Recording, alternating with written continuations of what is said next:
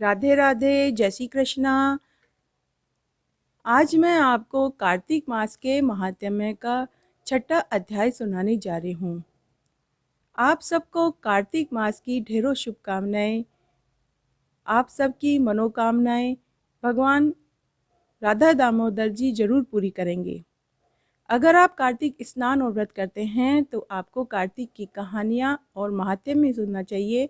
इससे व्रत और स्नान के साथ कहानी सुनने और महात्म्य सुनने का पूरा फल मिलता है। मैंने अपने चैनल पर कार्तिक मास की कहानियाँ डाल रखी हैं। अगर आप कहानियाँ सुनना चाहते हैं तो मैं डिस्क्रिप्शन बॉक्स में इसका लिंक छोड़ दूँगी। आप वहाँ से कार्तिक की कहानियाँ भी सुन सकते हैं। तो छठा अध्याय इस प्रकार है। नारद जी ने कहा, जब 2 घड़ी रात शेष रह जाए तब तिल, कुश, अक्षत, चंदन आदि लेकर शुद्ध होकर जलाशय पर जाएं। नहर की अपेक्षा नदी में स्नान करने से 10 गुना फल मिलता है और नदी की अपेक्षा संगम पर स्नान करने से 10 गुना फल मिलता है और तीर्थ पर स्नान करने से इन सब से दूना फल मिलता है। स्नान से पहले भगवान का ध्यान करके स्नानार्थ संकल्प करें। फिर तीर्थ में उपस्थित देवताओं को क्रमशः एवं आचमनीय आदि देवें। अर्घ्य मंत्र यह है, हे कमलनाथ आपको नमस्कार है, हे जलशाही भगवान आपको नमस्कार है, हे ऋषिकेश आपको प्रणाम है। मेरे दिए हुए अर्घ्य को आप ग्रहण करें। बैकुंठ, प्रयाग तथा बद्री का आश्रम में जहाँ कहीं भगवान विष्णु गए वहाँ उन्होंने 3 प्रकार से अपना पैर रखा था। वहाँ पर ऋषि, वेद, यज्ञों के सहित समस्त देवता मेरी रक्षा करते रहें। हे जनार्दन, हे दामोदर, हे देवेश, आपको प्रसन्न करने के लिए मैं कार्तिक पक्ष में विधिवत प्रातः स्नान कर रहा हूँ। आपकी कृपा से मेरे समस्त पाप नष्ट हो जाएं। हे हरे, कार्तिक मास के व्रत तथा विधि पूर्वक स्नान करने वाला मैं अर्घ्य देता हूँ। आप राधिका सहित ग्रहण करें। हे कृष्ण, हे प्रबल राक्षसों का नाश करने वाले भगवान, हे पापनाशक, कार्तिक मास में नित्य प्रति दिए हुए मेरे इस अर्घ्य द्वारा कार्तिक स्नान का व्रत करने वाला फल मुझे प्राप्त हो। विष्णु, शंकर तथा सूर्य का ध्यान करके जल में प्रवेश करें और नाभि पर्यंत जल में खड़ा होकर विधि पूर्वक स्नान करें। गृहस्थी तिल और आंवले का चूर्ण लगाकर विधवा स्त्री व जति तुलसी की जड़ की मिट्टी लगा के स्नान करे। सप्तमी, अमावस्या, नवमी, त्रयोदशी, द्वितीया, दशमी आदि तिथियों को आंवला तथा तिल से स्नान नहीं करना चाहिए।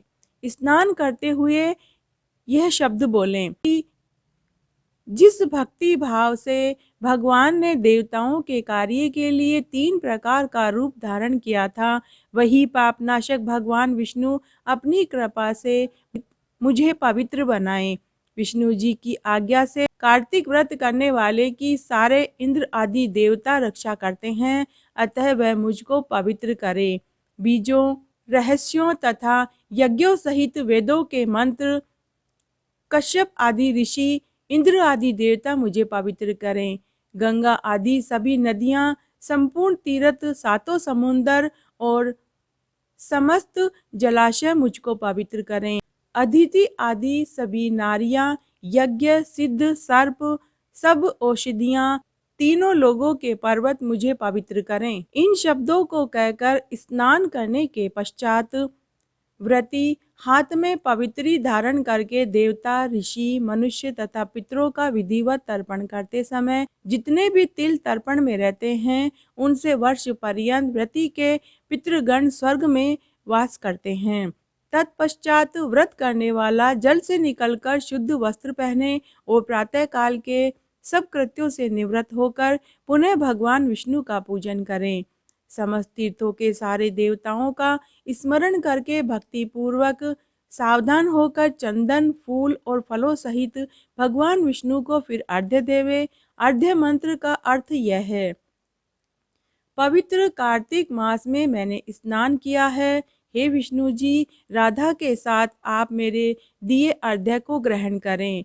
पश्चात चंदन, फूल और तांबूल आदि से वेद पाठी ब्राह्मणों का श्रद्धापूर्वक पूजन करें और बार बार साष्टांग प्रणाम करें। ब्राह्मणों के दाएं पैर में तीरथ रहते हैं, मुख में वेद और सारे अंगों में देवता निवास करते हैं। अपने कल्याण की कामना रखने वाले लोग न इनका अपमान करें और न इनके साथ विरोध करें।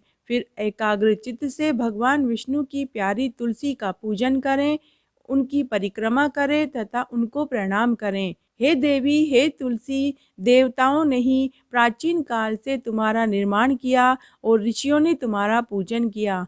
हे विष्णु की प्यारी तुलसी, आपको प्रणाम है।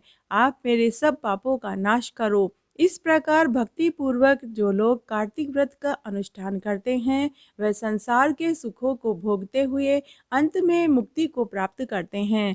सारे रोगों का नाश करने वाला, पापों को नष्ट करने वाला, मनुष्य को श्रेष्ठ बुद्धि देने वाला, धन आदि का साधन, मुक्ति और कोई उत्तम व्रत संसार में नहीं है। तो आज मैंने आपको कार्तिक मास के महात्म्य का छठा अध्याय सुनाया। अगर आपको ये पसंद आता है तो अपने दोस्तों और रिश्तेदारों में ज़्यादा से ज़्यादा शेयर करके पुण्य कमाएं। धन्यवाद।